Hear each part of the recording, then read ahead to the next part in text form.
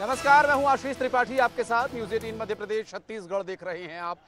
इस वक्त की एक बड़ी खबर, लेकिन दुखद खबर, सोचने वाली, क्योंकि भूपेंद्र विश्वकर्मा जैसा एक सुसाइड का मामला सामने आया है। चर्चा लगातार किसी और विषय पर जारी थी, लेकिन इस बीच एक दुखद मामला सामने आया जिस पर की चर्चा करना बहुत जरूरी है। जानकारी पहले आपको दे देते हैं।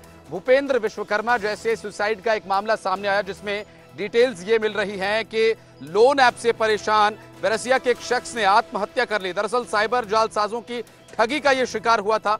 सुसाइड से पहले शख्स ने एक वीडियो बनाया और वीडियो में लोन ऐप से परेशान होने का जिक्र उसने किया और साथ ही 31 जुलाई और सुसाइड का वो मामला इस दौरान याद आया जब 31 जुलाई को एक सुसाइड का मामला सामने आया था। वीडियो में जानकारी ये मिली 1,93,000 रुपए की ठगी का उसमें जिक्र किया गया। इससे पहले भूपेंद्र विश्वकर्मा के सुसाइड का मामला जो सामने आया था वो भी आपको याद होगा पूरा विषय, जिस पर हमने डिटेल्स आप तक पहुंचाई थी, जिसमें न्यूज़ 18 की तरफ से खबर दिखाए जाने के बाद बड़ा असर उस पर हुआ और प्रशासन की तरफ से कार्रवाई भी की गई और इस पूरे मामले पर सतर्कता बरतते हुए उन आरोपियों को भी हिरासत में लिया गया। उन बाउंसर्स, उन लोन ऐप के बाउंसर्स को हिरासत में लिया गया था।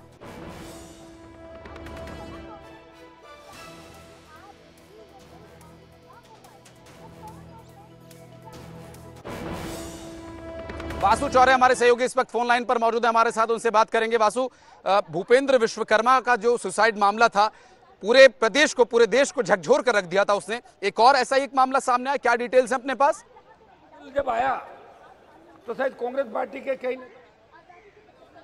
बिल्कुल पता नहीं, बाद एक जालसाजों के जाल में फंसकर आम लोग और बहुत सीधे साधे भोले लोग अपनी जिंदगी से कहीं ना कहीं हताश और परेशान हो रहे हैं, क्योंकि इस तरीके से ये एक माया जाल में उलझा लेते हैं। लोन देने का वादा करके उसके नाम पर एक बड़ी प्रोसेसिंग फी ली जाती है और अगर लोन पास भी, सैंक्शन भी कर दिया जाता है तो उसके ऊपर इतना मोटा ब्याज दिया जाता है जिसकी भरपाई करते करते पूरे जो परिवार है वो तहस नहस हो जाता है। और इसी तरीके का मामला अब भोपाल के बैरसिया से सामने आया है, जहां पर एक सिर्फ 24 वर्षीय युवक इसी तरीके के जालसाजों के कहीं ना कहीं ये कहा जा सकता है कि ट्रैप में फंस गया और उसके बाद उससे ये कहा गया कि 3 लाख रुपए का लोन आपका सैंक्शन हो गया है और इस लोन को पास कराने के लिए आपको कुछ फीस देनी होगी। और इस तरीके से बार बार ये लोग पैसे ऐंठते गए और 1,93,000 रुपए तक की राशि जो है उससे ले ली। और जब जो पीड़ित है उसकी ओर से जब किसी तरीके की रसीद की मांग की गई और ये पूछा गया कि हम मुझे लोन की राशि कब तक मिलेगी, तो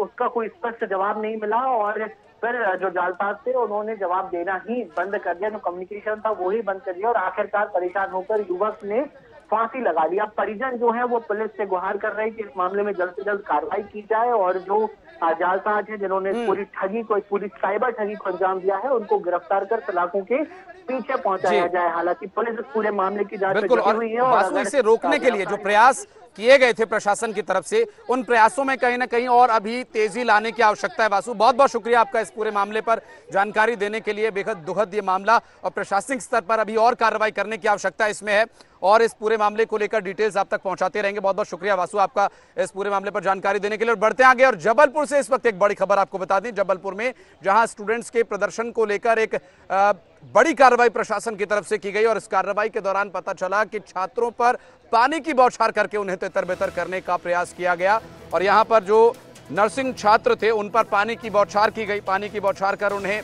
तितर-बितर किया गया प्रशासन की तरफ से। लगातार प्रदर्शन उनका जारी है। प्रदर्शन नर्सिंग स्टूडेंट्स का जारी था। बैरिकेड्स लगाकर यहां पर उन्हें रोकने का प्रयास किया गया, क्योंकि वे बैरिकेड्स पार करके कलेक्ट्रेट जाने की कोशिश कर रहे थे। स्टूडेंट्स को रोकने के लिए पुलिस ने वाटर कैनन का इस्तेमाल किया।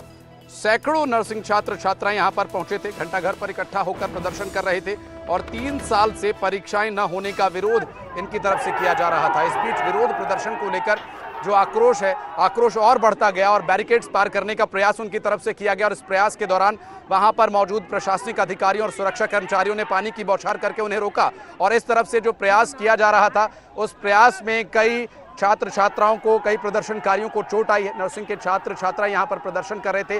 वाटर कैनन का इस्तेमाल करके इन्हें यहां पर रोका गया और बैरिकेड तोड़ करके ये कलेक्ट्रेट की तरफ जाने का प्रयास कर रहे थे और यहां उन्हें रोकने के लिए वाटर कैनन का इस्तेमाल किया गया और वाटर कैनन चलाकर उन्हें पानी की बौछार करके रोका गया। पवन पटेल हमारे सहयोगी हमारे साथ जुड़ गए। पवन, क्या डिटेल मिल पा रही है? अभी प्रदर्शन रोक दिया गया है, क्या गिरफ्तारियां भी हुई हैं?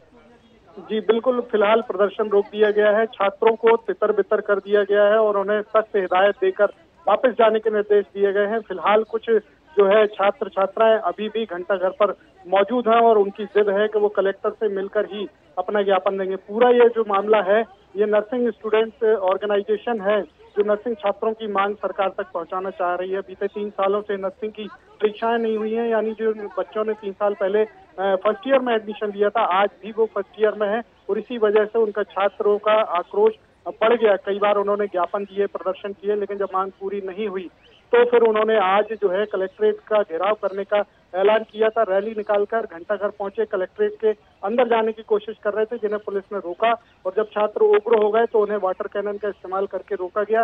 इस दौरान भगदड़ में कुछ छात्रों को मामूली चोटें भी लगी हैं। हालांकि गिरफ्तारी किसी की नहीं की गई है क्योंकि ये सभी स्टूडेंट्स थे और अभी भी कॉलेजों में पढ़ते हैं, लेकिन उन्हें सख्त हिदायत दी गई है कि यदि उन्होंने उग्र प्रदर्शन किया या किसी तरह के नियम का उल्लंघन करने की कोशिश की गई तो उनके खिलाफ कानूनी कार्रवाई भी की जाएगी। फिलहाल आंदोलन जो है स्थगित हो गया है।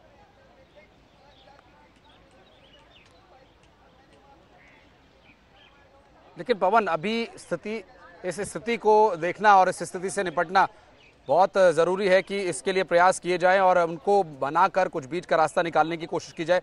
बहुत शुक्रिया आपका इस पूरे मामले पर जानकारी देने के लिए।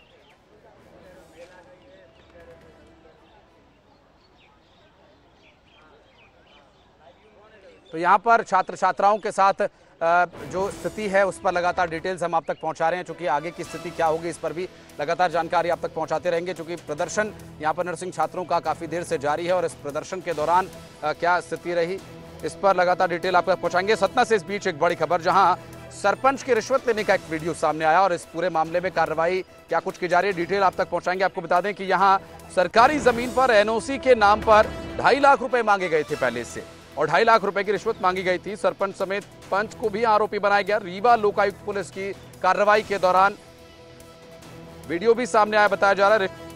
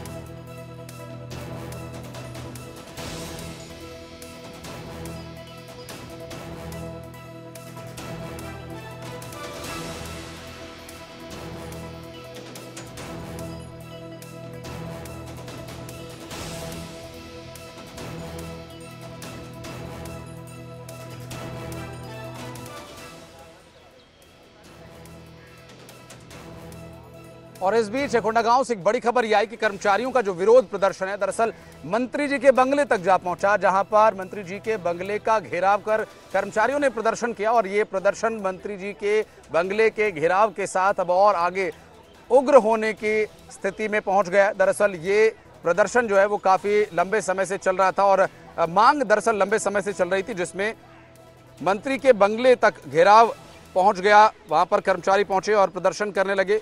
मंत्री महोदय के बंगले का घेराव किया गया। हालांकि सुरक्षा की व्यवस्था वहां पर ठीक ठाक पहले से ही थी, लेकिन कर्मचारियों को वहां पर घेराव करते देखा गया और उनकी मांग है कि इस पूरे मामले में उनकी मांग को पूरा किया जाए, उनकी बात को सुना जाए।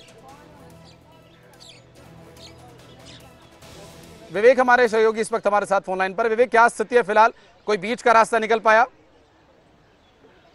देखिए आशीष जी, ये करीब 15 दिन से इनका जो आंदोलन चल रहा है स्कूल के सफाई कर्मचारियों का, इनकी एक सूत्री मांग है कि जो अंशकालिक रूप से इनको जो मानदेय मिलता है 2790 रुपए, उसको बढ़ाकर पूर्णकालिक दिया जाए। जो कलेक्टर दर पर जो सरकारी मानदेय होता है उस दर पर मानदेय दिया जाए। तो ये लगातार 15 दिन तक धरना प्रदर्शन कर रहे थे, पर इनकी मांग कोई नहीं सुनी जा रही थी। तो आज पूरे बस्तर संभाग के लगभग बीजापुर, सुकमा क्षेत्र के जो सफाई कर्मचारी संघ के अध्यक्ष और जो पदाधिकारी थे वो यहाँ पर पहुंचे और अजाक मंत्री मोहन मरकाम उनके बंगले का घेराव कर दिया था। हालांकि मंत्री जी वहाँ पर नहीं थे, तो उनके जो पीए हैं उनके हाथों पर उन्होंने ज्ञापन सौंपा और उन्होंने कहा है कि जल्द से जल्द हमारी मांग पूरी करें, नहीं तो हम और उग्र आंदोलन करेंगे और आने वाला चुनाव है हम उसका विरोध भी करेंगे। तो अब मांग ये है कि मंत्री जी के ना रहने से जो चर्चा नहीं हो पाई है, पर कर्मचारी काफी आक्रोश में थे और काफी उग्र थे और हो सकता है कि ये आंदोलन और आगे बढ़े, क्योंकि अभी वो अपने धरना प्रदर्शन स्थल पर ही डटे हुए हैं और वो अपनी मांग को पूरी करवाने के लिए अड़े हुए हैं। जी आशीष जी, बहुत शुक्रिया आपका इस पूरे मामले पर जानकारी देने के लिए। और इस बीच एक और बड़ी खबर आपको बता दें, जिस संसद परिसर में हम खड़े हैं, इस संसद परिसर में चर्चा चल रही है और अब से कुछ ही देर में गृहमंत्री अमित शाह इस चर्चा में क्या कुछ बोलने वाले हैं वो भी आपको सुनवाएंगे। आपको बता दें, अभी जानकारी मिली है कि अब से कुछ ही देर में गृहमंत्री अमित शाह इस पूरे विषय पर बोलने वाले हैं। क्या कुछ वो बात करते हैं, क्या विषय वो अपने संबोधन में रखेंगे, इस पर लगातार डिटेल्स आप तक पहुंचाते रहेंगे। गृहमंत्री अमित शाह संसद में जारी जो चर्चा है, उस चर्चा के दौरान क्या कुछ अमित शाह का संबोधन रहेगा, इस पर भी लगातार डिटेल्स आप तक पहुंचाएंगे। गृहमंत्री अमित शाह, जो महिला आरक्षण बिल लागू किया जाना है, इस पर चर्चा सदन में चल रही है, उसके बाद वोटिंग भी होनी है। हालांकि वोटिंग का जो परिणाम है वो पहले से तय है, पूर्व निर्धारित है, चूंकि बहुमत है, लगभग सभी विपक्षी दल इसके समर्थन में हैं, सरकार के पास भी अच्छे खासे आंकड़े हैं। और गृहमंत्री अमित शाह जब इस विषय पर बोलेंगे, क्या कुछ वो बात रखते हैं, चूंकि कुछ एक दबे सुर में विरोध भी आ रहे हैं। मसलन कोटा के अंदर कोटा जैसा विषय जो है वो भी इसके अंदर जिक्र का कारण रहेगा और कोटा के अंदर कोटा मिलेगा या नहीं मिलेगा। और विपक्ष की तरफ से जो आरोप यह लगाया जा रहा है कि पहले गणना होगी जातिगत, फिर गणना होगी, महिलाओं को आरक्षण मिलने में समय लगेगा, सिर्फ चुनावों के लिए इस तरह के बिल को लाकर के भारतीय जनता पार्टी 2024 के और 2023 के विधानसभा और लोकसभा क्रमशः चुनावों में लाभ लेने का प्रयास कर रही है। इस तरह के आरोपों को लेकर गृहमंत्री अमित शाह क्या बोलते हैं और महिलाओं को सम्मान देने का जो जिक्र सभी पार्टियां कर रही हैं, लेकिन गृहमंत्री क्या कहेंगे, सुनवाते हैं।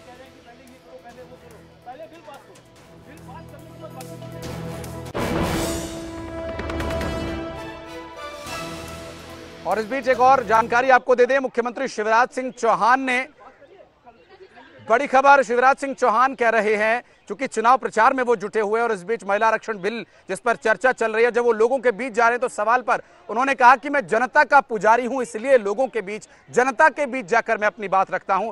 जनता का पुजारी होने के नाते बार बार जनता के बीच आता हूं, चूंकि कांग्रेस पार्टी की तरफ से बार बार ये कहा जा रहा है कि मुख्यमंत्री शिवराज सिंह चौहान लोगों के बीच जाकर प्रचार में जुटे हुए हैं। चौहान हमारे साथ मौजूद हैं और इस वक्त इंदौर में जन आशीर्वाद यात्रा चल रही है। सर, जन आशीर्वाद यात्रा को अपार समर्थन मिल रहा है। जनता परिवार है हमारा और मैं जनता का पुजारी, उनका आशीर्वाद बरस रहा है, क्योंकि मैंने सरकार नहीं चलाई, परिवार चलाया। और कांग्रेस जन आक्रोश यात्रा निकाल रही है, उनके खिलाफ आक्रोश है जनता में। हम आशीर्वाद के लिए निकाल रहे हैं क्योंकि जनता में आशीर्वाद दे रही है, उन पे आक्रोश ही प्रकट कर रही है। सनातन धर्म तक का तो अपमान किया हुआ है। महिला आरक्षण बिल को लेकर सोनिया गांधी जी कह रही है, राजीव गांधी का आधा सपना अभी पूरा हुआ है, जल्दी पूरा सपना पूरा होने को उम्मीद है। जब तो पूरा नहीं किया, अब तो कुछ नहीं कहेंगे। नए संसद भवन में प्रवेश हो चुका है, नए संसद भवन में प्रवेश हो चुका है। मुख्यमंत्री शिवराज सिंह चौहान जन आशीर्वाद यात्रा में शामिल होने के लिए इंदौर पहुंचे हैं और आपको इस वक्त हम तस्वीर दिखा रहे हैं इंदौर से, और देख सकते हैं आपकी सभा नजर आएगी, वहां पे आपको कार्यकर्ताओं की भीड़ नजर आएगी। जन आशीर्वाद यात्रा को लेकर इंदौर में जबरदस्त उत्साह नजर आ रहा है। वीडियो जर्नलिस्ट संजय के साथ न्यूज़ 18 इंदौर। और इसके अलावा इंदौर पहुंचे मुख्यमंत्री शिवराज सिंह चौहान, जन आशीर्वाद यात्रा लेकर वो यहां पहुंचे थे और यहां पर वो पहुंचे तो कांग्रेस पार्टी पर निशाना साधना वो नहीं भूले। उनका ये कहना है कि कांग्रेस पार्टी के पेट में पता नहीं क्यों दर्द होता है, जब लोगों के खाते में पैसे डालते हैं तो वो पूछते हैं कि पैसा कहां से आया। जन आशीर्वाद यात्रा के दौरान जब उनसे ये सवाल किया गया कि कांग्रेस पार्टी जन आक्रोश यात्रा निकाल रही है क्योंकि लोगों में आक्रोश है, तो उन्होंने कहा कि लोगों में आक्रोश तो होगा ही, क्योंकि कांग्रेस पार्टी जो भारतीय जनता पार्टी की योजनाएं थी उनको बंद करके गई थी और लोगों को जो लाभ दिया जा रहा था उस लाभ को कांग्रेस पार्टी ने खत्म करने का काम किया, तो लोगों में तो आक्रोश होगा ही। और इस विषय को लेकर उन्होंने कांग्रेस पार्टी पर निशाना साधा और क्या कुछ उन्होंने कहा ये भी सुनवाएंगे आपको।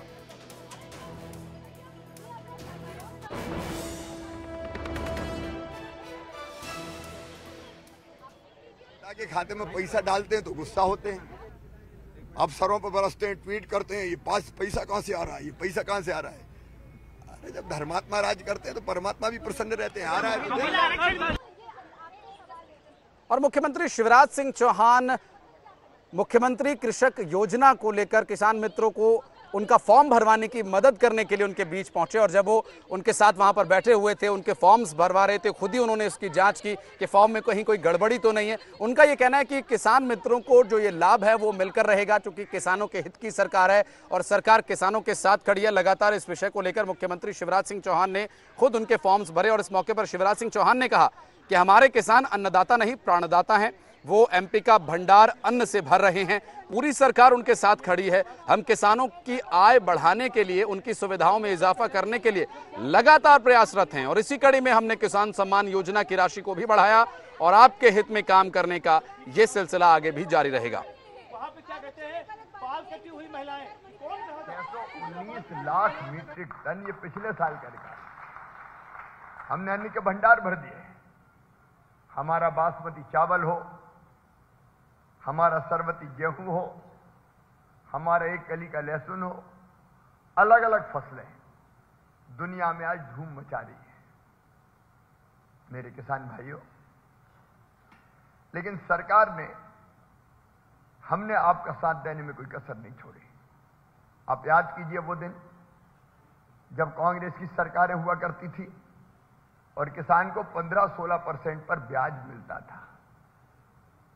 कई बार जो सुविधा मिलती है उसके बारे में अपन भूल जाते हैं।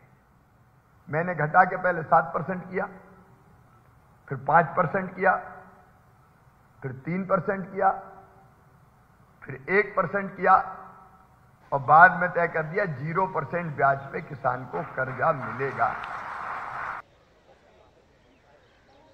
और चर्चा लगातार जारी है संसद के सदन के अंदर और संसद सदन परिसर से लगातार इस बिल के अलावा और भी बड़ी तमाम खबरें हम आप तक पहुंचाते रहेंगे संसद से इस विशेष बुलेटिन में। फिलहाल एक छोटे से ब्रेक के लिए हम यहां रुक रहे हैं। ब्रेक के बाद भी खबरों का सिलसिला, अपडेट का सिलसिला और चर्चा का सिलसिला आगे जारी रहेगा। बने रहिए हमारे साथ।